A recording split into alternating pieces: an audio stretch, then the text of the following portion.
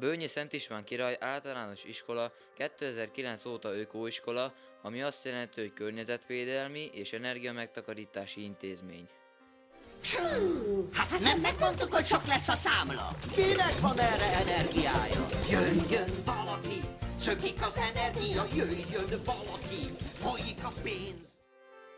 Mi gyerekek több apró trükkel próbáljuk csökkenteni az energiafogyasztást. A szünetekben a villanyokat lekapcsoljuk. Naponta rövid ideig kereszthúzattal szellőztetünk, és odafigyelünk a tantermek megfelelő hőmérsékletére is. Intézményünk 2010-ben esett át egy hőszigetelésen, melynek köszönhetően kellemesebb lett a hőmérséklet az iskolában, kevesebb lett a gázfogyasztás, ahogy a statisztika is mutatja, emellett külseje is megújult. Iskolánkban új nyílászárókat is cseréltek, de a tornateremben erre nem került sor, ezért kis tevékenységekkel próbáljuk megakadályozni a hideg bejövetelét. Mint például az ajtókba függönyöket helyeztünk fel, és a nyílászárókat szigeteljük. Pedagógiai programunkban is nagy szerepet kap az egészségnevelés, a környezettudatos viselkedés.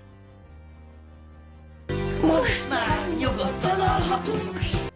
Mit tehetne még az iskola? Újfajta fényforrások felszerelése, ilyen például az optikai LED, ami mindössze pár wattot fogyaszt. Napelem felszerelése, melyről az iskola elektromos berendezéseit lehetne működtetni. Az iskola olyan területen helyezkedik el, ahol lehetőség van a geotermikus energia felhasználására. Gázkazán helyett egy pelletkazánt lehetne beszerelni, ami szintén megtakarítást jelentene. Ezek az eszközök azon túl, hogy környezetbarát megoldást nyújtanának iskolánk energiaellátásában, az újrahasznosítható anyagok felhasználásával is csökkentenék a környezet terhelését.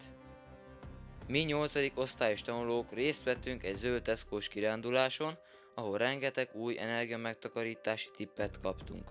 A falu határában szélerőműpark működik, amely környezetkárosító anyagok kibocsátása nélkül képes villamos energiát termelni. A pályázat felkeltette érdeklődésünket, hisz szeretnénk egészséges környezetben élni, aminek kialakításában számos ötletet tudnánk hozni az osztrák ökotelepülésről.